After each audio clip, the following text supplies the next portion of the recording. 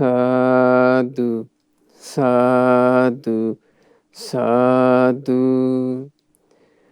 නමෝ තස්ස භගවතෝ අරහතෝ සම්මා සම්බුද්දස්ස.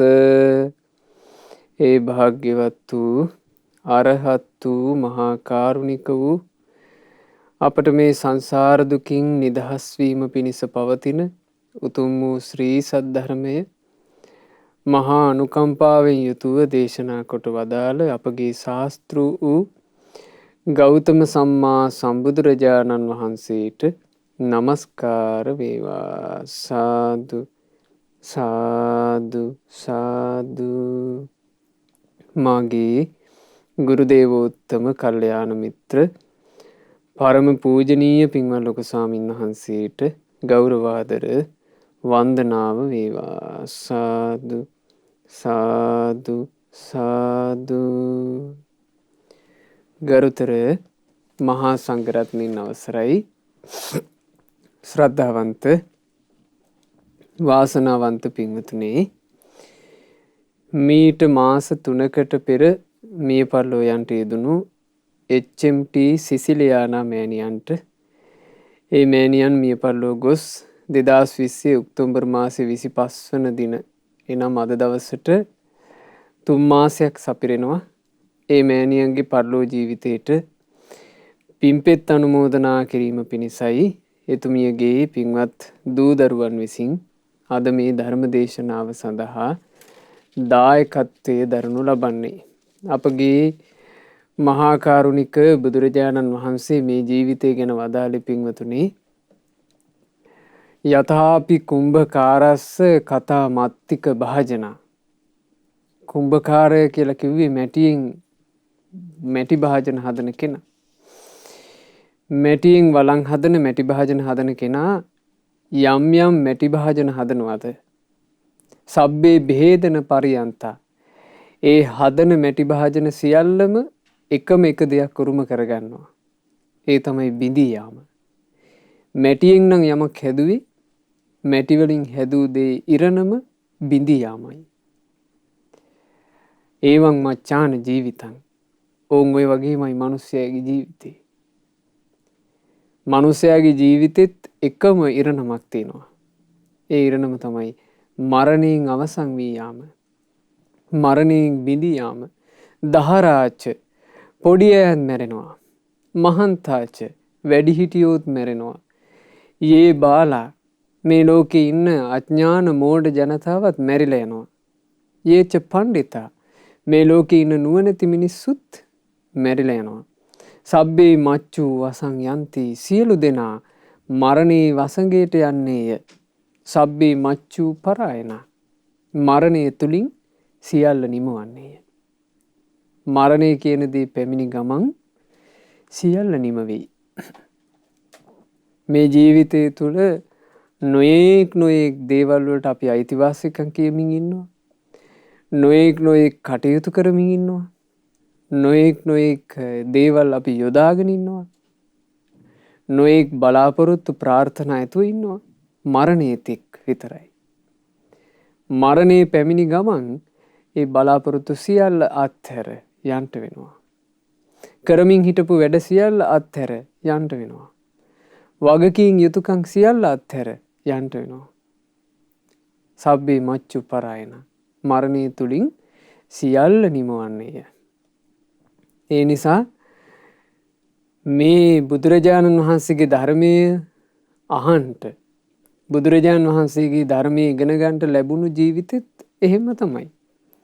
මේ ජීවිතෙත් හරියට පින්වතුනි මැටියෙන් හදාපු භාජනයක් වගේ. මේ මැටි භාජන වල උරුමය තමයි බිඳෙන එක. ඒ වගේ බුද්ධ ශාසනය පැවතුනාට, කල්යාණ මිත්‍රයන් වහන්සේලා වැඩ හිටියාට, නිතර බණ අහන්න ලැබුණාට, සෑය බෝධිය වන්දනා කරගන්න ලැබුණාට, නිතර පින් දහම් රැස් කරගන්න ලැබුණාට මේ ඔක්කොම තියෙන්නේ මේ මනුස්ස ජීවිතේ අපේ පණකෙන්ද තියෙනකම්. යම් ඇසිල්ලක අපි මිය පරලෝ යන්ට යෙදුනොත්, අපි මැරුණොත් ඒ සැනින් මේ ඔක්කොම අවසන් වෙනවා බොහෝ දෙනෙක්ගේ. ජීවිතේට පිනක් දහමක් කරගෙන ජීවිතේ සුගතියකට යන්න පුළුවන් විදිහට හදාගෙන හිටියොත් නම් ආයෙත් තවත් සත්පුරුෂයෝ මුණ ගැහි. ආයෙත් කල්යාණ මිත්‍රයෝ මුණ ගැහි. ආයෙත් බණ අහන්න පින් කරගන්න ලැබෙයි. හැබැයි වැරදුනොත් නම් මේ සංසාරේ හරි භයානකයි. ඒ භයානක සංසාර ගමනේ බුද්ධ ශාසනයක් මුණ ගැහෙනවා කියලා කියන්නේ ඊටාම කලාතුරකින් ලැබෙන එකක්. ඒ ඊටා කලාතුරකින් ලැබිච්ච බුද්ධ ශාසනය තුල බුදුරජාණන් වහන්සේගේ ධර්මයේ මුණ ගැහුණා නම් පින්වතුනි ධර්මයේමයි ඇසුරු කරන්න ඕනේ. නුවණ තියෙන කෙනෙක් ධර්මයේමයි ඇසුරු කරන්න ඕනේ. මොකද පොඩි කාලයකට මේක ලැබිලා තියෙන්නේ. මේ සංසාර ගමනේ ලේසියකට ලැබෙන්නේ නැති දෙයක් පොඩි කාලයකට නමුත් අපට ලැබිලා තිනවා. ඒ තමයි සද්ධර්මය. සම්නිපතිතානං වූ භික්කවේ ද්වං කරණීයං. ඒ නිසා මහණෙනි මේ පිරිසත් එක්ක එකතු වෙලා වාසය කරනකොට ඔබ කටයුතු දෙකකින් වාසය කරන්න. අරියෝ වා තුන්හි භාවෝ. මහණෙනි එක්කෝ ධර්ම මානසිකාරයකින් නිහඬ වෙන්න. ආර්ය වූ නිහඬ බව. ආර්ය වූ නිහඬ බව කියලා කිව්වේ උතුම් නිහඬ බව. නිහඬව කෙනෙක්ගේ ජීවිතේ මේ නිහඬකම කියන එකේ උතුම් බව මොකද්ද? එයා ධර්මයක් මෙනෙහි කරනවා නම්, හිතෙන් කුසලයක් මෙනෙහි කරනවා නම්, හිතෙන් යහපත් දෙයක් මෙනෙහි කරනවා නම් ආන්ගේ නිහඬ බව උතුම්. මොකද හිතකින් නිහඬව ඉන්න පුළුවන් හිත ඇතුලේ මොකක් හරි මේ මහ ජරාවක් හිතෙහිතත්. ඊළඟට නිහඬව ඉන්න පුළුවන් නේ කවුරු හරි ගැන ද්වේෂයෙන් හිත පුපුරත්. ඒක උතුම් නේ. බුදුරජාණන් වහන්සේ වදාළ ජීවත් වෙනකොට එක්ක එකක් කරන්න කිව්වා. ආර්ය වූ නිශ්ශබ්දතාවයෙන් ඉන්න කිව්වා. ඒ කිව්වේ මේ උතුම් ධර්මයක් මෙනෙහි කර කර නිහඬව ඉන්න. කතා කරන්නම ඕන නම් ධම්මීවා කතා. ධර්මයේ කතා කරන්න. එක්කෝ නිශ්ශබ්දව ඉන්න. ඒ නිශ්ශබ්දව ඉන්නෙත් කොහොමද? ධර්මයක් මෙනෙහි කර කර. එහෙම නැත්තම් කතා කරනවා නම් දහම් කතාවක් විතරක් කතා කරන්න කිව්වා මේ ලැබිච්ච ජීවිතේ. බුදුරජාණන් වහන්සේ ගොඩාක් වර්ණනා කරපු එකක් පින්වතුනි මේ දහම් කතාව. ඊළඟට බුදුරජාණන් වහන්සේ ගොඩාක් වර්ණනා කරපු එක ධර්ම මානසිකාරයකින් නිහඬව ඉඳීම. මොකද ධර්මයක් මෙනෙහි කර කර නිශ්ශබ්දව ඉන්නවා නම් කෙනෙක් ධර්ම මානසිකාරයකින් යුක්තව ඉන්නවා නම් කෙනෙක් එයාගේ ආධ්‍යාත්මයේ ගොඩාක් වේගින් දියුණු වෙනවා. මේ ධර්මයේ තියෙන හාස්කමක් ඒක. සාමාන්‍ය මිනිස්සු වෙන ඒවා හිත හිටියට දියුණු වෙන්නේ නැහැ. හිතක් පිරිහෙනවා. මිනිස්සු එක ඒවා හිත ඉන්නවනේ නිහඬව පැත්තකට වෙලා. සමහරවිට සාමාන්‍ය මනුස්සයන්ට හිතෙන්න පුළුවන් අපි මේ හිතන එක මහා ලොකු එකක් කියලා. අපි වෙන කිසිම විෂයපතයක් හිතුවා කියලා පින්වතුනි අපේ ජීවිතේ එහෙම දියුණු වෙන්නේ නැහැ. පිරිහෙනවා. හැබැයි බුදුරජාන් වහන්සේගේ ධර්මයේ නම් කෙනෙක් හිතන්නේ ඒ ධර්මයේ හිතන වාරයක් පාසා එයාගේ ජීවිතේ වේගින් දියුණු වෙනවා, පරිණත වෙනවා. ඒ නිසා ධර්මයේම හිතන්න, ධර්මයේම කතා කරන්න අදිෂ්ඨාන කරගන්න ඕන අපි. මේ බලන්න මේ ධර්මයේ තියෙන මිහිර. රහතන් වහන්සේ නමක් තේර ගාතාවක් වදාලා මෙන්න මේ විදිහට. බුදු සසුනෙන් බැහැර වූ වෙන කිසිම ආගමක කෙනෙකුට නිවන් සුව කරාගෙන යන මෙවැනි මගක් නම් නැහැ. අපගේ භාග්‍යතුන් වහන්සේ භික්ෂූන් හට අනුශාසනා කරන්නේ ශ්‍රී හස්තයේ තිබෙන දෙයක් පෙන්වා දෙනවා වගේ. බලන්න බුදුරජාණන් වහන්සේ ධර්ම දේශනා කරන පැහැදිලි බව උන්වහන්සේ වර්ණනා කරපු හැටි. බුදුරජාණන් වහන්සේ මේ දහම් දෙසන්නේ හරියට ශ්‍රී හස්තයේ තියෙන දෙයක් මෙහෙම පෙන්නනවා වගේ. ඒ තරම් පැහැදිලි. හැබැයි මේ පැහැදිලිව කරන දහම් කතාව බුද්ධ ශාසනයෙන් පරිබාහිර තැනක නම් නැහැ කියනවා රහතන් වහන්සේලා. කවුද මේ රහතන් වහන්සේ? නාගිත කියන මහරහතන් වහන්සේ.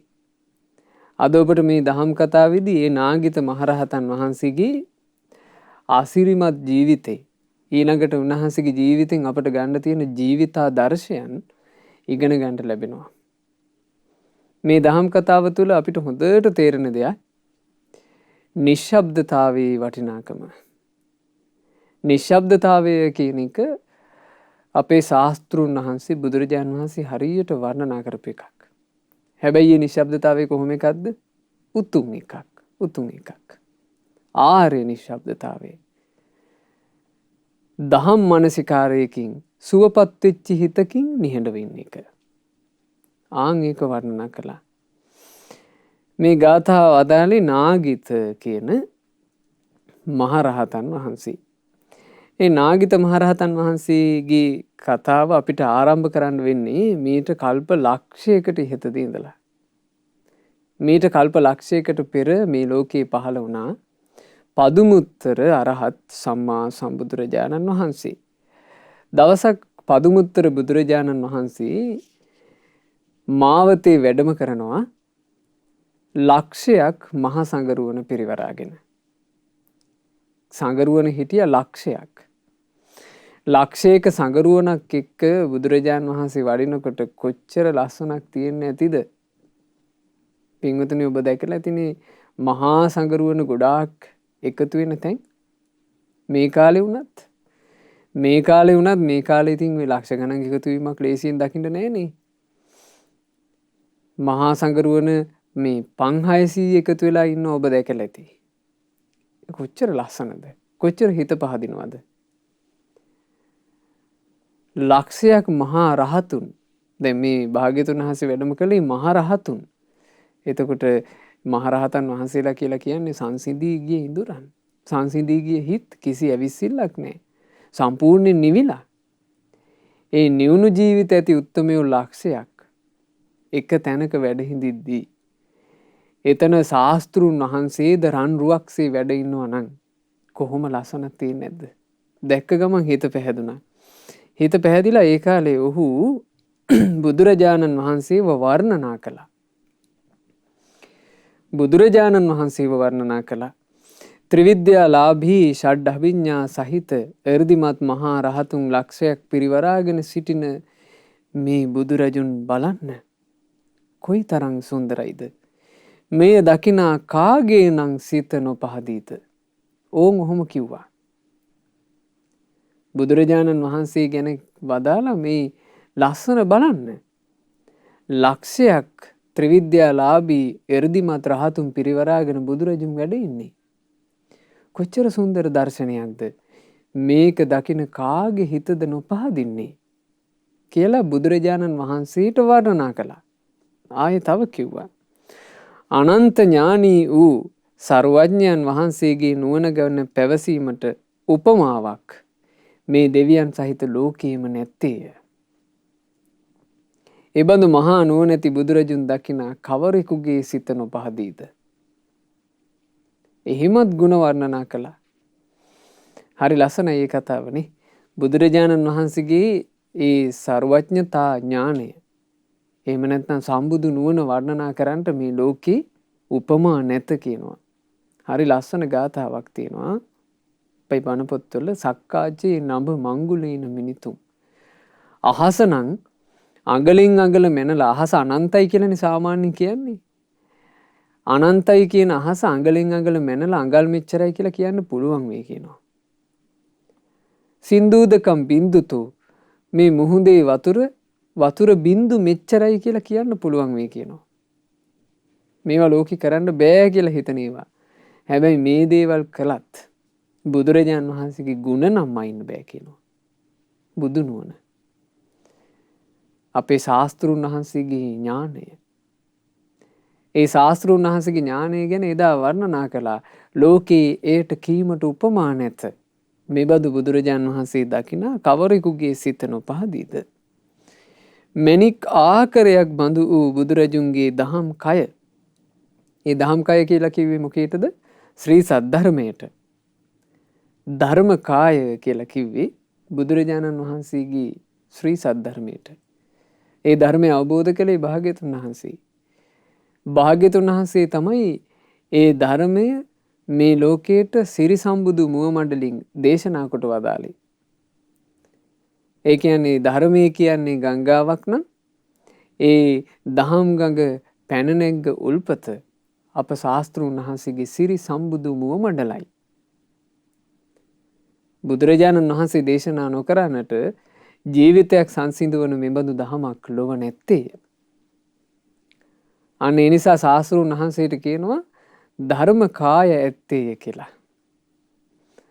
ඒ බුදුරජාණන් වහන්සේගේ ධර්ම කාය මැණික් ආකාරයක් වගේ කියලා කියන්නේ. මැණික් ආකාරය කියලා කිව්වේ මේ ධර්මයේ තුලින් පිංගුතුනේ මේ මනුස්සයාගේ ජීවිතේ සම්පූර්ණයෙන්ම සැපවත් කරන උදාර ගුණ ආශ්චර්ය ධර්ම තියෙන්නේ. සත්‍තිස් බෝධි පාක්ෂික ධර්ම, සතර සතිපට්ඨාන, සතර ඉර්ධිපාද, සතර සම්‍යක් ප්‍රධාන වීරිය, පංච ඉන්ද්‍රිය, පංච බල, සප්ත බොජ්ජංග, ආර්ය අෂ්ටාංගික මාර්ගය, මේ සියල්ල ධර්මයේ තුල තියෙන ආශ්චර්ය අద్භූත මහා වටිනාකමක් ඇති මැණික්. ඒ නිසා ධර්මයට කියන්න පුළුවන් මැණික්ම ආකාරයක්. මැණික් ආකාරයක් බඳු බුදුරජුන්ගේ දහම් කය. එය වෙනස් කළ හැකි කිසිවෙකුත් ලොව නැත්තේය. මේ ශ්‍රී සද්ධර්මයේ ශාස්ත්‍රූන් වහන්සේ දේශනා කරනකොට ඒ ධර්ම දේශනාව අනිත් පැත්තට හරවන්න බැරි තරම් මහා තේජසක්, මහා බලයක්, මහා ආනුභාවයක් ඇතිවයි බුදු කෙනෙක් දහම් දෙසන්නේ. ඒ බුදුරජාණන් වහන්සේ නමක් දහම් දෙසනකොට ඒ දේශනාවට කියනවා මේ දෙසූ දහම අපපතිවත්තයන්, ආය ආපස්සට කරවකවන එක, මේ ධර්මයේ වෙනස් කරන එක මේ ලෝකේ සමනේනවා ශ්‍රමණේකටවත් කරන්න බෑ. බ්‍රාහ්මණේනවා බ්‍රාහ්මණේකට කරන්න බෑ. දේවේනවා දෙවියෙකුට කරන්න බෑ. මාරේනවා මාරයාටවත් කරන්න බෑ. බ්‍රහ්මුණාවා බ්‍රහ්මයෙකුටවත් කරන්න බෑ. කේන චිවා ලෝකස්මින්, මේ ධර්මයේ වෙනස් කළ හැකි කිසිවෙක් ලොව නැත්තේය. එතකොට එදා බලන්න එහෙම බුදුරජාණන් වහන්සේට ගුණ කියලා තිනවා. ඒ බඳු මහා තේජස් ඇති බුදුරජුන් දකිනා කවරෙකුගේ නම් සිත නොපහදීද? ඔන්න ඔහොම බුදුරජාණන් වහන්සේ බුදු රුවන මුණ ගැහිච්ච ජීවිතේ බුදුරජාණන් වහන්සේට වර්ණනා කළා. බුදුරජාණන් වහන්සේගේම ගුණ කිව්වා. බුදුරජාණන් වහන්සේට ප්‍රශංසා කළා. මේ ලෝකේ මිනිස්සු පින්වතුනේ මේ සාමාන්‍ය ලෝකේ ජීවත් වෙන සාමාන්‍ය මිනිසුන්ව කොච්චර වර්ණනා කරනවද? අහවලා මෙහෙමය, අහවලා මෙහෙමය. එහෙම මිනිස්සු තමන්ගේ කටවල් වලින් එක එක්කිනාව වර්ණනා කරන්නේ නැද්ද? නළු නිලියන්ව වර්ණනා කරන්නේ නැද්ද? ක්‍රීඩකයන්ව වර්ණනා කරන්නේ නැද්ද? දේශපාලඥයින්ව වර්ණනා කරන්නේ නැද්ද? හිස්. ඒ වර්ණනාවන්ගෙන් ඇති පළක් නැත්තේය. ඒ බඳු ඈයන්ව වර්ණනා කළා කියා ජීවිතයට ඇති වෙන සෙතක් නැත්තේය. හැබැයි බුදුරජුන් වර්ණනා කිරීම ජීවිතයට පුදුමාකාර විදිහට පින් රැස් කර දෙන්නේය. ඒකට හේතුව සමෝ සමෝහි විසමේහි ලෝකේ තථාගතෝ හෝති අනන්ත පඤ්ඤෝ. මේ ලෝකේ සම්මා සම්බුදුරජාණන් වහන්සේලා වනාහි සමෝ සමෝහි, සම්බුදුවරුන්ට පමණක්ම සමාන වන, විසමේහි ලෝකේ, වෙන ලෝකේ කිසිම සත්වයකට සමාන නොවන තථාගතෝ හෝති අනන්ත පඤ්ඤෝ. ඒ තථාගත බුදුවරුන්ට ඇත්තේ අනන්ත ප්‍රඥාවකි. අනන්ත ප්‍රඥා ඇති බුදුරජාණන් වහන්සේගේ ගුණ වර්ණනා කළොත් ඔවුන්ට හිතාගත නොහැකි පිනක් රැස් වෙනවා. ඉතින් ඔය නාගිත තෙරුන් වහන්සේගේ ජීවිතේ මම ඔය කිව්වේ. ඈත අතීතේ මීට කල්ප ලක්ෂයකට කලින් තමයි ඒ අසම සම වූ පදුමුත්තර බුදුරජාණන් වහන්සේගේ ගුණ වර්ණනා කළේ. ඒ නිසා පින්වතුනි මේවා අහනකොට මේ කාරණා තියෙන්නේ අටුවා පොත් වහන්සේගේ, නාගිත මහරහතන් වහන්සේගේ අතීත ජීවිතේ. ඉතින් මේ කාරණා අහනකොට අපිට අපේ හිතවල හරි සතුටක් උපදිනවා. අනේ අපේ මනුස්ස ජීවිතයේ ඇතුලේ අපිට කල්යාණ මිත්‍ර ඇසුරක්, සත්පුරුෂ ඇසුරක් ලැබිච්ච නිසා අපිට බුදු කෙනෙකුගේ ගුණ මේ අපේ කටවල වලින් කියන්න ලැබුණා. ඊළඟට බුදුරජාන් වහන්සේගේ ගුණ වර්ණනා කර කර බණ කියන්න ලැබුණා. ඊළඟට කල්යාණ මිත්‍ර ඇසුරක් නිසාම බුදුරජාන් වහන්සේගේ ගුණ මේ කවියෙන් ගායනා කරන්න ලැබුණා. බුදු ගුණ සජ්ජායනා කරන්න ලැබුණා. අපිට මේ ලාභයන් ඔක්කොම ලැබුණා. ඉතින් මේ බණ කතා අපි අහනකොට මේවා කියවනකොට අපිට හිතේ සතුටක් උපදිනවා. අනේ මේ වගේ වාසනාවක් අපටත් උදා වුණානේ මේ ජීවිතේ කියලා. ඒ නිසා පින්වතුන්ලා සතුටු වෙන්න. තමන්ගේ ජීවිතේ එහෙම පින්කම් කරගත්තා නම්. ඉතින් පින්වතුන්ලාත් මේ අපගේ ගුරු දේවෝත්තම පින්වත් ලොකු ස්වාමීන් වහන්සේ මේ සෑරජානන් වහන්සේලා අභියස බුදුගුණ වර්ණනා කරමින් සෑරජානන් වහන්සේලා වඳිනකොට සහසම්බන්ධ වෙච්ච අය.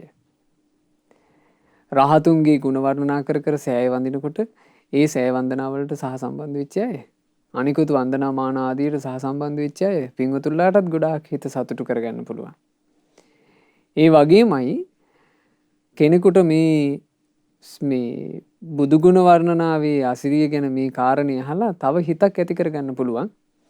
මාත් එහෙනම් මගේ ජීවිතේ තියෙනකන් සවස බුද්ධ වන්දනා විදි බුදුගුණ කිය හරි බුදුරජාණන් වහන්සේව වර්ණනා කරලා පින් කරගන්න ඕන කියලා. බුදුරජාණන් වහන්සේව මේ කටින් වර්ණනා කරලා බුදුරජාණන් වහන්සේ වර්ණනා කිරීම උදෙසා මේ කටින් වචන පිට කරලා පින්වතුනි පින්ඩස් කරගන්න. පින්ඩස් කරගන්න. ඒ බොහෝ කල් යහපත පිණිස හේතු වෙනවා. ඒකේ යහපත බලන්න සංසාර ගමනේ ගොඩාක් සැප විඳින්මින් පැමිණෙලා කපිලවස්තුවේ රජපෞලේ උපන්න නාගිත කුමාරයා. මේ නාගිත කුමාරයා කෙමින් තරුණ වයසට එනකොට ඕන ඒ තරුණ වයසේ මේ කාලේ නාගිත කුමාරයා තරුණ වයසේ හරි ලස්සන සිදුවීමක් සිද්ධ වුණා. ඒ සිද්ධිය වුණේ මෙන්න මේ විදිහට.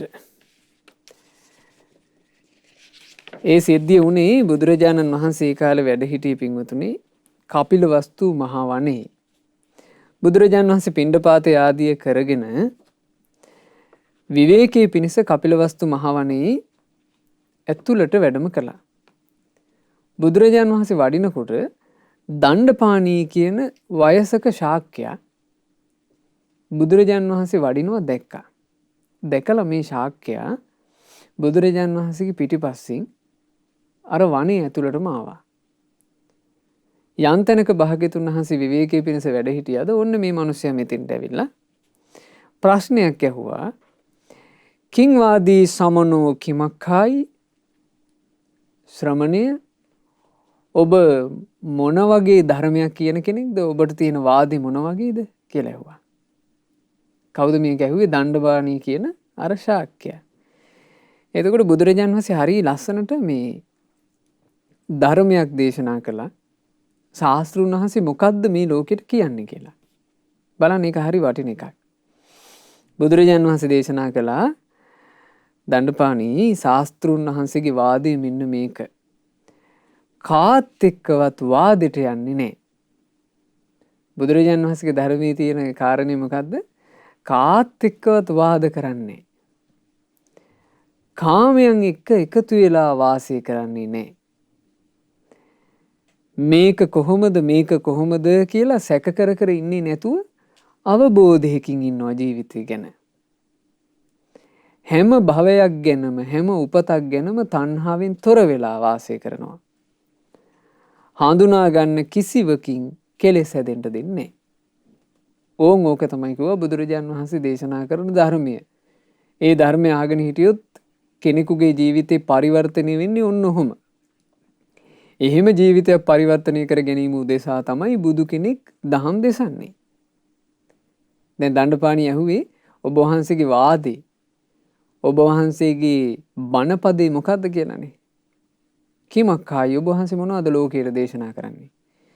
ඒ ලෝකයට දේශනා කරන දේ තමයි කාත් එක්කවත් වාද කරන්නේ නැති ජීවිතයක් හදාගන්න ඕන. කාමයන් එක්ක පටලැවෙන්නේ නැති ජීවිතයක් හදාගන්න ඕන. මේක කොහොමද කියලා සැක කර පටලැවෙන්නේ නැති අවබෝධයක් හදාගන්න ඕන. හැම ඉපතීමක් ගැනම හැම භවයක් ගැනම තණ්හාවෙන් තොර වෙලා ඉන්න කෙනෙක් වෙන්න ඕන. ඊළඟට හඳුනගන්න කිසිම දෙයක් නිසා කෙලෙස් හැදිලා ඇවිස්සලා මේ කෙලෙස් උපදින්නේ නැති సంతානයක් හදාගන්න ඕන. ඕක තමයි බුදුරජාන් වහන්සේගේ වාදේ කිව්වා. මෙහෙම කිව්වට පස්සේ දණ්ඩපාණී කියන ශාක්‍යයා මේ ශාක්‍යයට ඉතින් මේක මේ තේරුන්නේ පැහැදීමක් ඇති වුණේ නැහැ. මේ ශාක්‍යයා මේ නලල රැලි ගෙන්නුවා. අර ඇස් ලොකු කරලා නලල රැලි ගෙන්නුවා. ඊට පස්සේ දිව එළියට දැම්මා. දිව එළියට දාලා ඔළුව හෙල්ලුවා කියනවා. ඒකල්ලා හැරමිටිය එල්ලලා ඔහේ යන්න ගියා. කිසි දෙයක් ගත්තේ නැහැ මිනිස්සයා. ඉතින් බුදුරජාණන් වහන්සේ ධම්සභා මණ්ඩපයට වැඩම කරාට පස්සේ කපිලවස්තුවේ නිග්‍රෝධාරාමයේ ධම්සභා මණ්ඩපයට වැඩියාට පස්සේ බුදුරජාණන් වහන්සේ ඔය කාරණේ භික්ෂුන්ට කිව්ව මහණෙනි අද මෙන්න මෙහෙම සිදුවීමක් සිද්ධ වුණා. එතකොට භික්ෂුවක් අහනවා සාමීනී භාග්‍යතුන් වහන්සේ අපි දැනගන්න කැමතියි කොහොමද ස්වාමීනි එහෙම ජීවිතයක් හදාගන්නේ? අනේ ස්වාමීනි අපිට කියා දෙන්න. කොහොමද එහෙම ජීවිතයක් හදාගන්නේ? කාත් එක්කවත් වාදයට යන්නේ නැති, කාමයන් එක්ක පටලැවෙන්නේ නැති, අවබෝධයකින් යුක්තව වාසය කරන, කිසිම භවයක් නොපතන, කෙලෙස් වල මේ හඳුන ගන්න දේවල් නිසා කෙලෙස් ඇවිස්සෙන්නේ නැති ජීවිතයක්. කොහොමද ස්වාමීනි හදාගන්නේ? ආන්න එතකොට බුදුරජාණන් වහන්සේ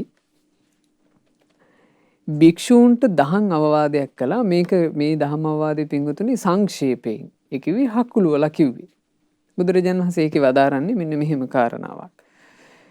යමක් මුල් කරගෙන ජීවිතයේ ඇතුලේ කෙලෙස් හැදෙන සංඥාවල් තියනවාද? කෙලෙස් හැදෙන විදිහට හඳුනගන්න ඒවට තමයි කියන්නේ කෙලෙස් හැදෙන සංඥා කියලා. ඒ විදිහට හඳුනගත්තොත් එතනින් කෙලෙසයක්මයි ඇවිසිලා එන්නේ.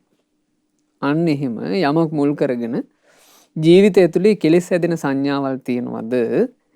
ඒව අරගත්තු කෙනෙක්ගේ සිතේ ඒ සංඥාවල්ම කැරකි තියනවාද? කෙලෙස් සහගත සංඥාවක් අරගත්තොත් දැන් මේක පිංගුතුනේ මේ හරියදී තේරෙන්නේ නැති වෙන්න පුළුවන්. අපි ඉස්සරහට මේක පැහැදිලි කරනවා. කෙලෙස් සහගතව සංඥාවක් අරගෙන ඒ සංඥාවම යලි හිත ඇතුලේ කැරකි තියනවා නම් අන් ඒ ස්වභාවයට කියනවා ප්‍රපංච කරනවා කියලා. කෙලෙස් සහගත එව්වාම හිත ඉන්නවට කියන වචනය මේ ශාසනය තුලේ ප්‍රපංච කර ඉන්නවා. ඒ බඳු සංඥා මේ කෙලෙස් ඇවිස්සෙන සංඥා භික්ෂුවක් සතුටින් පිළිගන්නේ නැත්තම් ඒ වගේ ගුණ කියන්නේ නැත්තම් ඒවා තුල බැසගන්නේ නැත්තම් ඕකම තමයි කියනවා රාග අනුසයේ අවසන් වීම. රාග අනුසය කියලා කිව්වේ රාගයේ අංශුවක්වත් නැතුව අවසන් වෙලා යනවා. ඕකමයි භික්ෂුව පටිඝ අනුසය මේ අවසන් වීම. ඕකමයි දිට්ඨි අනුසය, විචිකිච්ඡා අනුසය, මාන අනුසය, භවරාග අනුසය, අවිද්‍යා අනුසය කියන සියලු අනුසය ධර්මයන්ගේ අවසන් වීම. අනුසය ධර්මයන් අවසන් වෙලා යනවා කියන පින්වතුනි කෙලෙස් සියල්ලම දුරු වුණා කියන එක. ඊළඟට බුදුරජාණන් වහන්සේ දේශනා කරනවා භික්ෂුව ඔය ස්වභාවයෙන් යමෙක් යුක්ත වුණා නම් අන්න ඒ කෙනා දඬු මුගුරු අරගෙන වේවා, අවි ආයුධ අරගෙන වේවා, එහෙම නැත්නම් වචන නැමැති ආයුධ වලින් තෝ තමයි කියලා හරි වේවා වාදවලට පැටලෙන්න යන්නේ කියනවා. ඔතනම සියලු පාපී අකුසල් ඉවරයි. ඔන්න ඔහොම බුදුරජාණන් වහන්සේ භික්ෂුවට දේශනා කළේ. ඉතින් මේ භික්ෂුන් වහන්සේලාට මේක තේරුන්නේ නැහැ. ඇයි මේක බොහොම කෙටියෙන් වදාරපු එකන්නේ. දැන් මේ භික්ෂුන් වහන්සේලා කල්පනා කරනවා අපි කොහොමද මේක තෝරගන්නේ? බුදුරජාණන් වහන්සේ ওই කාරණේ වදාරලා එහෙම්ම විහාරයට වැඩම කළා. විස්තර කළේ නැහැ. දැන් මේ භික්ෂුන් වහන්සේලාට ආසයි මේක විස්තර වශයෙන් දැනගන්න. භික්ෂුන් වහන්සේලා කතා වුණා අපි එහෙනම් ආයුෂ්මතුනි අපි යමු අපගේ මහා කච්චාණයන් වහන්සේ ළඟට. මහා කච්චාන මහරහතන් වහන්සේ. මහා කච්චාන මහරහතන් වහන්සේ ගැනත් පින්වතුනේ මේ දහම් දේශනා මාලාවේදී අපි ඔබට ඉස්සරහට කියලා දෙනවා. හරීම ලස්සනයි උන්වහන්සේගේ ජීවිතේ. මේ මහා කච්චාන මහරහතන් වහන්සේ හරි සම්භාවනාවටපත් වෙලා හිටියා. මේ කෙටියෙන් පැවසූ ධර්මකාරණා විස්තර කරලා පැහැදිලි කරන්න දක්ෂයි කියලා. බුදුරජාණන් වහන්සේ පව වර්ණනා කළා. මහා කච්චාන මහරහතන් වහන්සේ ওই කාලේ වැඩ සිටියේ කපිලවස්තුවේ නිග්‍රෝධාරාමේ. භික්ෂුන් වහන්සේලා එතින්ද යනවා. ගිහිල්ලා අපගේ මහා කච්චාන මහරහතන් වහන්සේට කිව්වා අනේ ස්වාමීනි මෙන්න මෙහෙම බුදුරජාන් වහන්සේ කාරණාවක් වදාලා අපිට මේක පැහැදිලි කරගන්න ඕන. එතකොට ඒ භික්ෂුන් වහන්සේලාට හරි ලස්සන කතාවක් කිව්වනේ මහා කච්චාන මහරහතන් වහන්සේ. මහා කච්චාන මහරහතන් වහන්සේ වදාරනවා ආයස්මතුනි මට ඔබ මේ කරපු දේ ගැන හිතෙන්නේ මෙහෙම. මිනිසෙකුට ඕන වුණා හොඳ අරටුවක්. යම් වැඩක් කරන්න හොඳ අරටුවක් ඕන වුණා මිනිසෙකුට. මේ මිනිසයා අරටුවක් හොයාගෙන යනකොට මේ මිනිසයාට හොඳ ගහක් හම්බ වුණා. මේ මිනිහා මේ ගහේ අරටුව තියෙද්දී කොළ අතු අරගත්තා. මට හිතෙන්නේ ඔබ ගැනත් ඒ වගේ. මෙච්චර ශාස්ත්‍රූන් වහන්සේ වැඩ ඉද්දි මොකටද කියලා ඇහුවා මාව හොයාගෙන ආවේ. සෝහවසෝ භගවා ඥානං ඥානාති ආයස්මතුනි බුදුරජාන් වහන්සේ තමයි දැනගත යුතු සියල්ල දැනගත් කෙනා. පස්සම් පස්සති දැකගත යුතු සියල්ල දැකගත් කෙනා. චක්කු භූතෝ බුදුරජාන් වහන්සේ තමයි දහම් ඇසින් උපන්නේ. ඥාන භූතෝ නෙනමඩලින් උපන්නේ. ධම්ම භූතෝ ධර්මයෙන් උපන්නේ. බ්‍රහ්ම භූතෝ පරම ශ්‍රේෂ්ඨත්වයෙන් උපන්නේ බුදුරජාන් වහන්සේ. වත්තා පවත්තා බුදුරජාණන් වහන්සේමයි මැනවින් ධර්මයේ පවසන්නේ. දහම් සක ප්‍රවර්තනය කරන්නේ. අත්තස්ස නින්නේතා බුදුරජාන් වහන්සේමයි අර්ථ ඉස්මතු කොට පෙන්වන්නේ. අමතස්ස දාතා බුදුරජාන් වහන්සේ අමෘත වූ නිවන දන් දෙන්නේ. ධම්ම ස්වාමී බුදුරජාන් වහන්සේ තමයි මේ ධර්මයට ස්වාමී. ධර්මයේ ස්වාමියා වනාහි බුදුරජාණෝ වනසේක තථාගතෝ උන්වහන්සේම තථාගත වෙනසේක. ඇයි ආශ්මතුනි ඒ බුදුරජාන් වහන්සේ වැඩ ඉද්දි අරටුව තියෙද්දි හොඳ සාරවත් අරටුව තියෙද්දි කොළ හොයාගෙන එනවා වගේ මගේ ළඟට ආවේ කිව්වා. බලන්න හැබෑම රහතුන්. හැබෑම රහතුන් කිව්වේ නෑ හරිම කිනා ගාවට ඕගොල්ලෝ ආවේ. මං තමයි මේක දැක්කේ. එහෙම නෑ හැබෑම රහතුන්. හැබෑම නිකලස් මුනිවරු. ශාස්ත්‍රූන් වහන්සේව වර්ණනා කළා. එතකොට භික්ෂුන් වහන්සේලා කියනවා ස්වාමීනි ඔබ වහන්සේ කියන කතාව හරි. ඒ වුණාට මේ කාරණේ ඔබ වහන්සේකින් දැනගන්න සුදුසුයි. හේතුව බුදුරජාන් වහන්සේත් ඔබ වහන්සේ වර්ණනා කරලා තියෙනවා. ඒ නිසා ස්වාමීනි අපිට ධර්මය කියන්න කිව්වා. ඒ වෙලාවේ අපගේ මහා කච්චාන මහරහතන් වහන්සේ මේ කාරණේ විස්තර කළා. ඉතින් අපිට ගොඩාක් මේක විස්තර කරන්න වෙන්නේ අපිට කාල වේලාව සීමිත නිසා. මේ දේශනාව පින්වතුන්ලා කියව ගන්න. මේ දේශනාවේ නම මදුපිණ්ඩික සූත්‍රය. මම මේ දේශනාව නාගිත මහරහතන් වහන්සේගේ ජීවිතයට අදාළ නිසා තමයි කෙටියෙන් ඔබට කියන්නේ. මදුපිණ්ඩික ධර්මය හරි ලස්සනට විස්තර කළා මහා කච්චාන මහරහතන් වහන්සේ. උන්වහන්සේ වදාරන්නේ මෙන්න මෙහෙම. ඇසත් රූපත් හේතු කොටගෙන චක්කු විඥාණය කියන එක හට ගන්නවා. ඇහැයි රූපයි යම් තැනක තියෙනවා නම් එතන චක්කු විඥාණය උපදිනවා. ඒ තුනේ එකතු වීම තමයි ස්පර්ශය. ඇහත් රූපත් විඥාණයත් එකතු වුණාම එතන ඇසේ ස්පර්ශය හට ගන්නවා. තින්න සංගති පස්සෝ. ස්පර්ශය හේතු කොටගෙන විඳීම ඇති වෙනවා. ඒ ස්පර්ශ 22කට අනුව තමයි සැප දුක් උපේක්ෂා කියන විඳින් හටගන්නේ. විඳින්නේ යම් දෙයක්ද ආයස්මතුනි ඒක තමයි අඳුනගන්නේ. හරි ලස්සනයි මේ විග්‍රහය. අපි විඳින දෙයක් තියෙනවද සැපක් හෝ වේවා දුකක් හෝ වේවා උපේක්ෂාව ඒක තමයි අපි අඳුනගන්නේ.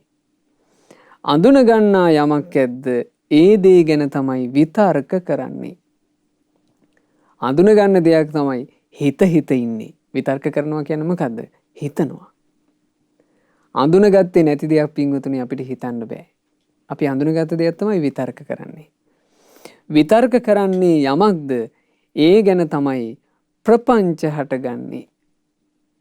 විතර්ක කරන දේ නවත්ත ගන්න බැරුව ගියාම අපි හිතමු සරාගී දෙයක් දැක්කා. ඒක අඳුනගත්තා. ඒක දැන් හිතෙන්න ගන්නවා. ඒක අතහැර ගන්න බෑ හිතෙන්. ඒකම කැරකෙනවා. ඇස් දෙක පියාගත්තොත් ඒකම මෙමෙ පේනවා. මෙන්න මේකට කියනවා ප්‍රපංච වුණා.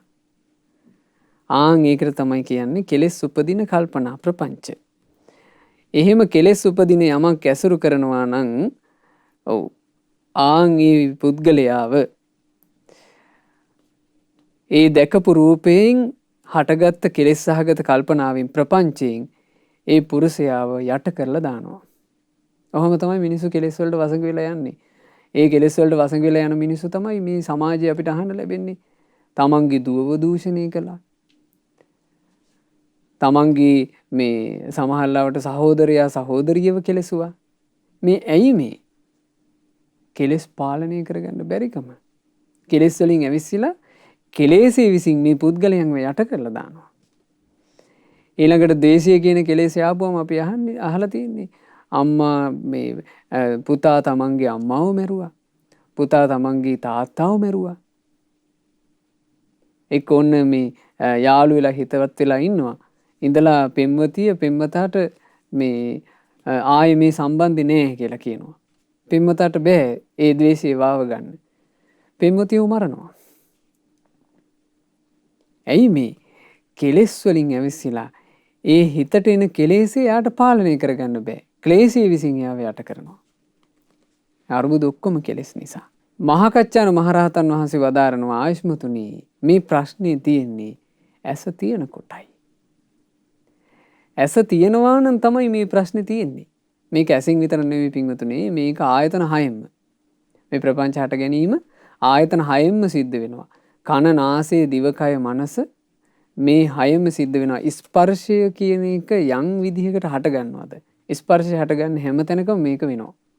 ස්පර්ශය කියන්නේ 6 ආකාරයිනේ. ස්පර්ශය කියලා කියන්නේ 6 ආකාරයි. ඇසේ ස්පර්ශය, කනේ ස්පර්ශය, නාසයේ ස්පර්ශය, දිවේ ස්පර්ශය, කයේ ස්පර්ශය, මනසේ ස්පර්ශය. ඒ ස්පර්ශය හටගන්න හැම තැනකම මේ ප්‍රපංච හැදෙන එක, කෙලෙස් සහගත කල්පනාවල් මේ නිතර නිතර එන එක හටගන්නවමයි. එතකොට ස්පර්ශය කියන එක හටගන්න භූමිකාව තමයි කියනවා මහාකච්චාන මහරහතන් වහන්සේ ඇහැ තිබීම, කන තිබීම, නාසය, දිවකය, මනස තිබීම. ඒව තිබ්බොත් තමයි කියනවා ඉස්සරහට ඔක්කොම ප්‍රශ්නේ හටගන්නේ. ආයස්මතුනි ඇත්ත නේද? දැන් මේ ආයතන 6 නොතිබ්බා නම් ප්‍රශ්නයක් නැහැ නේ පින්වතුනි. ආයතන 6 තිබීම නිසා ප්‍රශ්නේ. ආයස්මතුනි යම් කෙනෙකුගේ ඇසක් නැත්නම්, රූපත් නැත්තම්, ඇසේ විඥානයකුත් නැත්තම් ස්පර්ශය කියලා එකක් පනවන්න බෑ. ඇහැයි රූපයි කියන දෙක නැත්තම් ආයස්මතුනි ස්පර්ශය කියලා කතාවක් නැහැ කියනවා. හරි ලස්සනයි මේ විස්තරේ. ඇහැයි රූපයි විඥානයයි කියන තුන තිබ්බහම එතන ස්පර්ශය හට ගන්නවා. ස්පර්ශ පැනවීම තියෙනවා. යන්තනක ඇහැකුත් නැත්තම්, රූපත් නැත්තම්, විඥානයකුත් නැත්තම් ස්පර්ශ කතාවක් නැහැ. ස්පර්ශය නැත්තම් විදීමක් නැහැ. විදීම නැත්තම් හඳුනා ගන්නවා කියලා එකක් නැහැ. හඳුනා ගැනීමක් නැත්තම් විතර්ක නැහැ. විතර්ක නැත්තම් කෙලෙස් ඇසිරෙනවා කියලා කතාවක්, ප්‍රපංච කතාවක් ඇත්තේ නැහැ. ඉතින් ඔහොම තමයි කියන ඕක තේරුම් ගන්න ඕන. ඔහොම තමයි කියනවා බේරෙන්නේ කොහොමද කියලා තේරුම් ගන්න ඕන. එතකොට බේරෙන්න නම් මොකද්ද කරන්න ඕන? ඇස නැත්තම් බේරෙනවා. රූප නැත්තම් බේරෙනවා. විඥානේ නැත්තම් බේරෙනවා. මේ ඇස කියන එක හටගන්නේ පින්වතුනි කුමක් නිසාද? නාම රූප පත්‍ය. නාම රූප ප්‍රත්‍යයෙන් තමයි ඇස හටගන්නේ. කන, නාසය, දිවකය, මනස හටගන්නේ නාම රූප ප්‍රත්‍යයෙන්. නාම රූප ක්‍රියාවලිය හැදෙන්නේ නැත්තයි යම් තැනක අන්න එතන දුක් කිසිවක් නැත්තේය. නාම රූප ක්‍රියාවලිය හැදෙන්නේ නැත්තේ කා තුලද? රහතන් වහන්සේ තුලය. නාම රූප ක්‍රියාවලිය හැදෙන්නේ නැති වෙන්න කල යුත්තේ කුමක්ද? ආර්ය අෂ්ටාංගික මාර්ගයේ ගමන් කිරීමයි. ආර්ය අෂ්ටාංගික මාර්ගයේ වනාහි නාම රූප නිරෝධ ගාමිනී පටිපදා.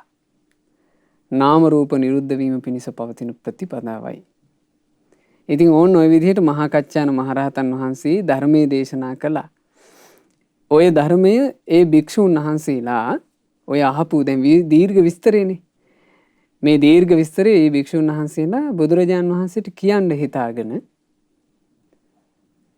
මේ නිග්‍රෝධාරාමී දම් සභා මණ්ඩපයට පැමිණුණා. නිග්‍රෝධාරාමී දම් සභා මණ්ඩපයට ඒ භික්ෂුන් වහන්සේලා එකතු වෙනකොට එදා බුදුරජාණන් වහන්සේගෙන් ධර්මය අහන්නට මේන්න මෙතන ඉන්නවා නාගිත කියන කුමාරයා.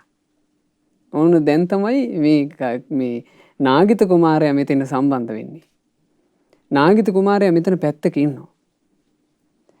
භික්ෂුන් වහන්සේලා බුදුරජාණන් වහන්සේ අතින් කිව්වා ස්වාමීනි භාග්‍යතුන් වහන්සේ තථාගතයන් වහන්සේ කෙටියෙන් වදාරපු මේ ධර්ම කාරණේ අපි මහා කච්චාන මහරහතන් වහන්සේගෙන් මෙහෙම අහගත්තා.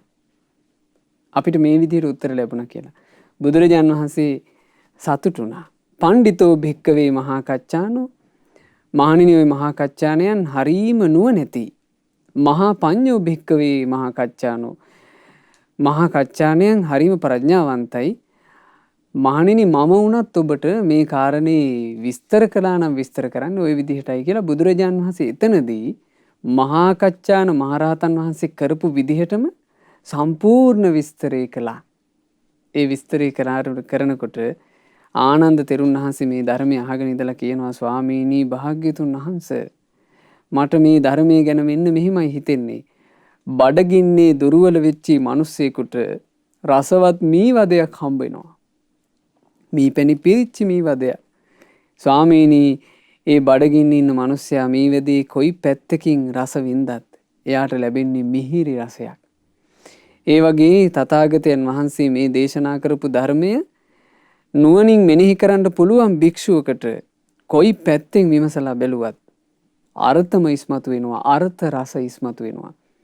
ස්වාමීනි චිත්ත ප්‍රසාදෙම ලැබෙනවා. ස්වාමීනි මේ ලස්සන ධර්ම පරයය නම මොකද්ද? බුදුරජාණන් වහන්සේ දේශනා කළා. එහෙනම් ආනන්දේ ඔබ මේ ධර්මයේ මතක තියාගන්න මధు පිණ්ඩික මේ වදයක්සේ මිහිරි දෙසුම ප්‍රනීත මේ වදයක්සේ මිහිරි දෙසුම කියලා මේ ධර්මයේ මතක තියාගන්න කිව්වා. මధు පිණ්ඩික සූත්‍රය මජ්ක්‍ධිම නිකායේ එක පොත් වහන්සේගේ අන්තර්ගත වෙන්නේ. මේ මధు පිණ්ඩික සූත්‍ර දේශනාව අහලා තමයි නාගිත කුමාරයාගේ හිත බුද්ධ ශාසනයේ පැහැදුනේ. පැහැදිලා බුදුරජාන් වහන්සේ සමීපයේ නාගිත කුමාරයා මහණ වුණා. නාගිත තෙරුන් වහන්සේ. නාගිත තෙරුන් වහන්සේ හරි වාසනාවන්තයි. ඇයි පින්වතුනි අතීතයේ බුදුරජුන් වර්ණනා කරලා රැස් කරගත්ත පින් තියෙනවනේ. ලොකු වාසනාවක් ලැබුණා බුදුරජාන් වහන්සේට උපස්ථාන කරන්න. බුදුරජාන් වහන්සේට මේ නිත්‍ය උපස්ථායකයන් වහන්සේ විදිහට මේ ස්ථීරව ආනන්ද තෙරුන් වහන්සේ පත් කරගන්න කලින් ගොඩාක් උපස්ථායක භික්ෂුන් හිටියනේ. අපි මීට කලින් මේ ධම්ම දේශනා මාලාවේදී ඔබට කියලා දුන්නා මේ ගිය තෙරුන්. එහෙම උපස්ථායක භික්ෂුවක්. ඒ වගේ තමයි මේ නාගිත තෙරුන් වහන්සේ කියන්නේත් බුදුරජාන් වහන්සේට සමීපේ ඉඳලා උපස්ථාන කරපු භික්ෂුවක්. ඒ උපස්ථාන කරනකොට දවසක් භාග්‍යතුන් වහන්සේත් එක්ක වැඩ ඉඳලා තියෙනවා. කොසල් ජනපදයේ ඉච්ඡා නංගල කියන ගමේ. ওই ගමට බුදුරජාණන් වහන්සේ වැඩම කරාම ඉච්ඡා නංගලේ මිනිස්සුන්ට ආරංචි ගියා බුදුරජාණන් වහන්සේ අපේ නගරයට වැඩම කරලාලු. ඒ භාග්‍යතුන් වහන්සේ අරහං සම්මා සම්බුද්ධයිලු. උන්වහන්සේ ඊටාම සුන්දර ධර්මයක් මේ ලෝකයට දේශනා කරනවලු. අනේ අපිට ඒ වගේ රහතන් වහන්සේ නමක් ඒ වගේ උත්තමයෙක්ව දකින්න තියෙනවා නම් කොච්චර එකක්ද කියලා මිනිස්සු එකතු වුණා. ওই කාලේ උපස්ථාන කළේ කවුද? නාගිත තෙරුන් වහන්සේ. දැන් නාගිත තෙරුන් වහන්සේ භාග්‍යතුන් වහන්සේත් එක්ක කුටියේ වැඩ ඉන්නකොට අර මිනිස්සු ඇවිල්ලා මේ ඉච්ඡානංගලේ මේ විහාර දොරටුව ළඟට වෙන්න විහාර සීමාවට වෙන්න මිනිස්සු ගොඩාක් එකතු වෙලා මහා සද්දේ. මොකද සමහරු පොඩි උන් වඩාගෙන ඇවිල්ලා පොඩි උන් අඬනවා. ඊට පස්සේ මිනිස්සු එක්කෙනා කතා වෙනවා මහා සද්දේ. බුදුරජාන් වහන්සේ අහනවා කෝපනතේ නාගිත උච්චා සද්දා මහා සද්දා මොකද්ද නාගිත ඒ මහා හඬ ඒ උස් හඬ කේවට්ටා මඤ්ඤේ මච්ච විලෝපේති හරියට මේ මාළු මරලා විකුණන තැන ඉන්න කෙවුල වගේ මහා සද්දේ. මොකද්ද මේ කාලගෝට්ටිය කියලා ඇහුවා. එතකොට ශාස්ත්‍රඥ වහන්සේ එහෙම අහනකොට අපේ නාගිත තෙරුන් වහන්සේ උත්තර දෙනවා ස්වාමීනි භාග්‍යතුන් වහන්සේ ශාස්ත්‍රෝන් වහන්සේ වැඩම කළා කියලා දැනගත්ත ඉච්ඡානංගලේ මිනිස්සු මේ පිරිකර ආදී අරගෙන ඔය ඇවිත් තියෙන්නේ. මාහං නාගිත යසීන සමාගමං නාගිතේනි මේ පිරිවරත් එක්ක පිරිවර සම්පත්තියත් එක්ක මේ මහා පිරිවරත් එක්ක මම එකතු නොවෙම්වා. යස කියලා කිව්වේ මොකද්ද? පරිවාර සම්පත්තිය. ಗುಣ කියන්ට ඉන්න පිරිවර. මේ ಗುಣ වර්ණනා කරන්ට ඉන්න පිරිවරත් එක්ක මම නම් එකතු වෙන්න එපා. මාච මයා යසෝ නාගිතේ මේ පිරිවරත් මාත් සමග එකතු නොවෙම්වා. යෝකෝ නාගිත නයිමස්ස නික්ඛම්ම සුකස්ස නාගිත යමෙක් නික්ඛම්ම සැපය. නික්ඛම්ම සැප කියලා කිව්වේ කාමයන් අත්හැරලා විඳින සැපය. පවිවේක සුඛස්ස හුදෙකලාවේ ධර්මයේ මෙනෙහි කරමින් ලබන සැපයට කියනවා පවිවේක සැපය. උපසම සුඛස්ස රාග ద్వේෂ මෝහ ආදී කෙලෙස් සංසිඳවලා ලබන සැනසුණු සැපයට කියනවා උපශාන්ත සැපය. සම්බෝධ සුඛස්ස ජීවිතය අවබෝධ කොට ලබන සැපයට කියනවා සම්බෝධ සැපය. මේ ලෝකේ තියෙන සැප අඩුගානේ සතුට වෙන මෙහෙම සැප ලෝකේ තියෙනවා කියලා අහන්නවල් ලැබෙන එකට අපි දන්නේ පින්වතුනි කාලා සැප විඳින්න විතරනේ. අපි දන්නේ කාලා සැප විඳින්න, ටෙලිනාට්‍ය බලලා සැප විඳින්න, චිත්‍රපටි බලලා සැප විඳින්න, නාටකලා සැප විඳින්න, සින්දු අහලා සැප විඳින්න. බලන්න මේ ලෝකේ තියෙනවා සැපයක්, හරි සුන්දර සැපයක්. නික්කම්ම සැප, කාමයේ අත්හැල සැපය, පවිවේක සැප, ධර්ම මානසිකාරයෙන් ලබන සැප, උපසම සැප, කෙලෙස් සංසිඳවලා ලබන සැපය, සම්බෝධ සැප, ජීවිත අවබෝධයෙන් ලබන සැප. මේ සැපය මේ නාගිත යමෙක් පහසුවෙන් ලබන්නේ නැත්තම් ආන් ඒ කෙනා නම් ඔය කාම සැපයට, ඒ කාම සැපය හැඳින්වුවේ හරි ලස්සන නම් වලින් ශාස්ත්‍රඥ වහන්සේ. මීල්හ සුඛං ඔය අසූචි සැපය, මිද්ද සුඛං ඔය නිද්‍රා සැපය, ලාභ සත්කාර කීර්ති ප්‍රශංසා කියන ඒවා ඒ අය නම් සතුටින් වැළඳ ගනී කිව්වා. බුදුරජාන් වහන්සේ එහෙම වදාරනකොට නාගිත තෙරුන් වහන්සේ කියනවා ස්වාමීනි භාග්‍යතුන් වහන්සේ ඉවසන සීක්වා. ස්වාමීනි භාග්‍යතුන් වහන්සේ ඉවසන සීක්වා. බුදුරජාන් වහන්සේ යම් තැනකට වඩිනවාද ලාභ සත්කාර එතින්ට ගලන එක නවත්තන්න බෑ ස්වාමීනි. ඒ ශාස්ත්‍රුන් වහන්සේගේ ලැබීමයි කිව්වා. ශාස්ත්‍රුන් වහන්සේ තුල තියෙන සීලය හා ඥානය නිසාවෙන් ඒ සීල ඥාන තේජසින් බුදුරජාණන් වහන්සේව පිරිවර එකතු කරගන්නවා කියන එක නවත්තන්න බෑ කිව්වා. ඉතින් බුදුරජාණන් වහන්සේ ඒ වෙලාවේ මේ ශාස්ත්‍රඥ වහන්සේගේ ආධ්‍යාත්මයේ තියෙන හැබෑම සැපේ ගැන ගොඩාක් ධර්ම කාරණා වදාලා මේ නාගිත සූත්‍ර දේශනාවල මේ කාරණා අන්තර්ගත වෙන්නේ. අංගුත්තර නිකායේ පින්වතුනි නාගිත සූත්‍ර කීපයක්ම සඳහන් වෙනවා. ඒ දේශනා තුළ බුදුරජාණන් වහන්සේ හරියට ඉස්මතු කරනවා මේ දහම් සුවය, නිහඬව ධර්මයේ ඇලී වාසය කරන එක. බුදුරජාණන් වහන්සේ නිහඬ බව හරියට ප්‍රිය කළා. ධර්මයේ මෙනෙහි කර කර නිහඬ විඳීම. ඒ ධර්ම මනසිකාරයෙන් නිශ්ශබ්ද විඳීම කියන එක ශාස්ත්‍රඥ වහන්සේ වර්ණනා කරපු එකක්. ඒ නිසා අපිත් අපේ ජීවිතේ ගලප ගන්න ඕන ධර්ම මනසිකාරයකින් යුක්තව නිහඬව ඉන්න. බුදුරජාණන් වහන්සේ දේශනා කළා මේ නාගිත කැලේකට වෙලා මිනිස්සු නැති තැනක යම් භික්ෂුවක් නිදි කිරකිරා හිටියත් මං සතුටු වෙනවා කිව්වා. හේතුව ඒ භික්ෂුව යම් වෙලාවක නිින්දෙන් නැගිට්ටට පස්සේ ඒ භික්ෂුවට විවේකයෙන් භාවනා කරයි. හැබැයි මේ මිනිස්සු වාසය කරන මේ නගර සීමාවේ තියෙන තැනක භික්ෂුවක් හොඳට ධ්‍යාන සමාපත්තියකින් හිටියත් මං සතුටු වෙන්නේ නැහැ කිව්වා. මොකද කවුරු හරි ආරාමිකයෙක් හරි කවුරු හරි මිනිස්සෙක් ඇවිල්ලා ස්වාමීනි මෙහෙම ප්‍රශ්නයක් කියලා ඒ භික්ෂුව සමාධියෙන් තොර කරනවා කිව්වා. ඒ නිසා බුදුරජාණන් වහන්සේ එක්වීම වර්ණනා කරන්නයි කිව්වා. ඉතින් බුදුරජාණන් වහන්සේ ওই විදිහට හරි ලස්සනට මේ ධර්ම දේශනා කරලා මෙන්න මෙහෙම බලන්න ශාස්ත්‍රඥ වහන්සේගේ හිතේ තිබුණු ස්වභාවය. යස්මාහං නාගිත සමයේ අද්ධාන මග්ග පටිපන්නෝ නාගිතේනි මම මේ දීර්ඝ මාර්ගයකට පිළිපැන්නට පස්සේ මං ගමනක් යනකොට මගේ ඉස්සරහින් හරි පස්සෙන් හරි කවුරු පේන්න නැත්තම් නාගිත ඒ වෙලාවේ මට අඩු ගානේ වැසිකිලි කැසිකිලි ටික පවා නිදහසේ කරගන්න පහසුවක් තියෙනවා. ඒ තරම් බුදුරජාන් වහන්සේ හුදෙකලාවට ප්‍රිය කළා. හුදෙකලාවට ප්‍රිය කරපු ශාස්ත්‍රුන් වහන්සේ තමයි මහා පිරිවර එක්ක හිටියේ. කෙලෙස් නැති නිසා. කෙලෙස් සහගත අය ප්‍රිය කරන්නේ මොකේටද? පිරිවර එක්ක. තව තැනකට පිරිවර ඇදිනවා නම් ඉරිසියාවේ පුපුරනවා. කෙලෙස් සහගතයි. බුදුරජාන් වහන්සේ එහෙම හුදෙකලාව ප්‍රිය කළා. හරි ලස්සන කාරණා ටිකක් වදාලා මං කෙටියෙන් ඔබට කියන්නම්. දැන් කාල වේලාව ගොඩාක් ඉක්ම ගිහින් තියෙන නිසා බලන්න බුදුරජාන් වහන්සේ ලස්සනට වදාරනවා මේක මේ හොඳට මතක තියාගන්න. බුදුරජාන් වහන්සේ වදාලා නාගිත රහට කෑවොත් ඒ කාපු දේ අන්තිම ප්‍රතිඵලය තමයි මල පහවෙන එක. අපි හිතමු ලක්ෂ ගණන් වියදම් කරලා කෑවා කියලා.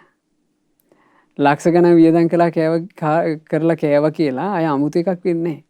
ඒකේ අන්තිම ප්‍රතිඵලය මොකද්ද? මල පහවෙන එක. ඒක තමයි ඵලය. නාගිත යමකට ප්‍රිය කරොත් ඒ ප්‍රිය කරපු දේ ඵලය තමයි දුක. ප්‍රිය කරපු දේ අහිමි වෙලා යනවා. එතකොට දුක උපදිනවා. ඕන් ඔය වගේම තේරුම් ගන්නට නාගිත අසුභ භාවනාව කරොත් අසුභ භාවනාවේ ප්‍රතිඵලය තමයි රාගය දුරු වෙලා යනවා. සුභ නිමිත්ත පිළිකුල් වෙනවා. ඕන්න අහගන්න අසුභය පුරුදු වෙන්න. අසුභ භාවනාව පුරුදු වෙච්ච කෙනාගේ හිතේ රාගය දුරු වෙනවාමයි. හරියට කාපු දේ මල පහ වෙනවා වගේ. කාපු දේ ඒකාන්තයෙන් මල පහ වෙනවා වගේ අසුභය වැඩුවොත් රාගය දුරු වෙනවාමයි. නාගිතේනි අනිත්‍ය භාවනාවේ ආනිසංසය තමයි අනිත්‍ය භාවනාවේ ඵලය තමයි ස්පර්ශය පිළිකුල් වෙලා යනවා. අනිත්‍ය වඩන කෙනා ඒකාන්තයෙන් රහතන් වහන්සේ නමක් බවට පත් වෙනවාමයි. ඒක තමයි අනිත්‍ය භාවනාවේ තියෙන ඵලය. පංච උපාදානස්කන්ධේ විදර්ශනා කිරීමේ ඵලය තමයි නාගිතේනි උපාදානයේ පිළිබඳ පිළිකුල් බව හට ගන්නවා. මේක තමයි පංච උපාදානස්කන්ධේ විදර්ශනා කිරීමේ ඵලය.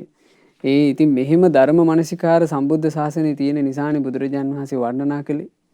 විවේකීන් හුදෙකලාවේ වාසය කරනකොට ධර්මයක් මෙනෙහි කිරීමෙන් ධර්මයේ මෙනෙහි කරමින් ධර්ම මනසිකාරයෙන් ඉදීමමයි වටින්නේ කියලා ආර්ය නිශ්ශබ්දතාවය.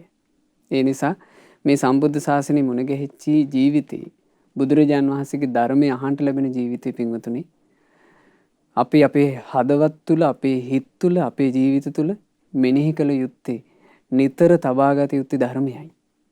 මේ වැඩකට නැති වල්පල් ඔක්කොම අයින් කරලා දාන්න ඕන. ජීවිතවල පැන නගින එක එක ප්‍රශ්න අමතක කරලා දාන්න ඕන. ධර්මයෙන්ම මෙනෙහි කරන්න. මේ නිවිච්ච ජීවිත ගැන මෙනෙහි කරන්න. මේ බුද්ධ ශාසනය මුණ ගැහිච්ච අවුරුදු 80 ඇතුලේ මම මේ සංසාරයක් ඇතුලේ එක එක ප්‍රශ්න හිත ඉඳලා ඇති. මේ අවුරුදු 80 ඇතුලේ මම ওই ප්‍රශ්න හිතන්නේ. මේ අවුරුදු 60 70 ඇතුලේ මම බුදුරජාණන් වහන්සේ ධර්මයේ හිතනවා කියලා හික්මෙන්න. සුවපත් වෙයි. ඒ නිසා ධර්මයේ මෙනෙහි කරන්ට ධර්මයේ නිතර හිතේ පවත්වන්නට මහන්සි ගන්න. බලන්න මේ රහතන් වහන්සේ ඒ නාගිත තෙරුන් වහන්සේ ওই විදිහට බුදුරජාණන් වහන්සේට උපස්ථාන කරමින් ඉඳලා සියලු කෙලෙස් නැසලා අරහත්ත්වේ පසක් කළා. ඒ රහතන් වහන්සේ තමයි මේ ගාථා වදාළේ. බුදු සසුනින් බැහැර වූ වෙන ආගමක කෙනෙකුට නිවන් සුවය කරාගෙන යන මෙවැනි මගක් නැහැ. අපගේ භාග්‍යතුන් වහන්සේ භික්ෂූන්ට අනුශාසනා කරන්නේ ශ්‍රී හස්තේ තිබෙන දෙයක් පෙන්වා දෙනවා වගේ. ඉතින් මේ ගාථා වදාළේ අපට නාගිත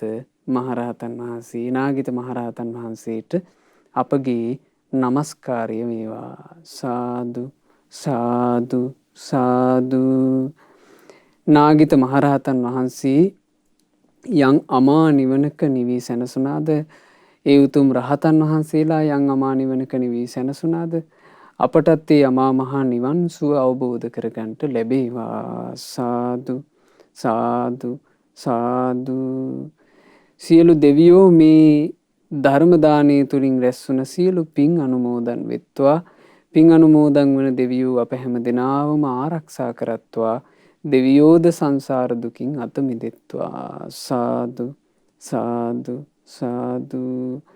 මාගේ ගුරු දේවෝත්තම පරම පූජනීය පින්වත් ලොකු ස්වාමීන් වහන්සේට පින් අනුමෝදන්ව පින්වත් ලොකු ස්වාමීන් වහන්සේ නිදුක්ව නිරෝගව දීර්ඝායුෂ ලබත්වා.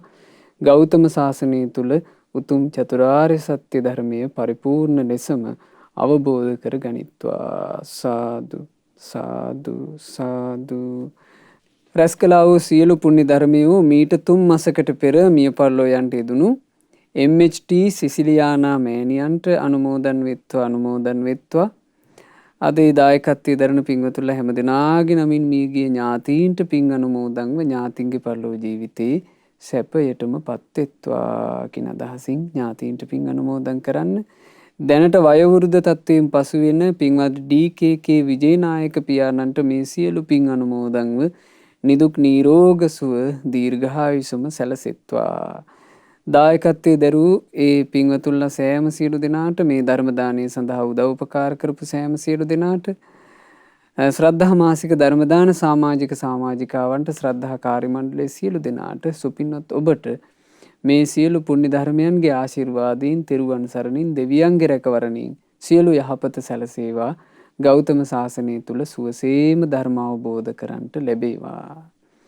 රැස් කළා වූ සියලු පුණ්‍ය ධර්මයෝ අද දායකත්වයෙන් දරන සුපින්වතුන්ලාගේ උතුම් පුණ්‍ය ප්‍රාර්ථනාව ලෙස සම්බුද්ධ ශාසනයේ දියුණුව උදෙසා කටයුතු කරන ගිහි පැවිදි සෑම සියලු දෙනාට අනුමෝදන්ව ඒ සියලු දෙනාට මේ ධර්ම දානමය පින්කමින් සියලු සිත ශාන්තිය යහපත සැලසේවා. ගෞතම සම්බුදු සසුන තුලම ධර්මාවබෝධ කරන්ට වාසනාව ලැබේවා. සාදු සාදු සාදු. හැම දිනාටම තෙරුවන් සරණයි. නමෝ බුද්ධාය. මෙවැනි වටිනා ධර්ම දේශනා ශ්‍රවණය කිරීමට ශ්‍රද්ධා ඩේලි YouTube චැනලය සබස්ක්‍රයිබ් කරන්න.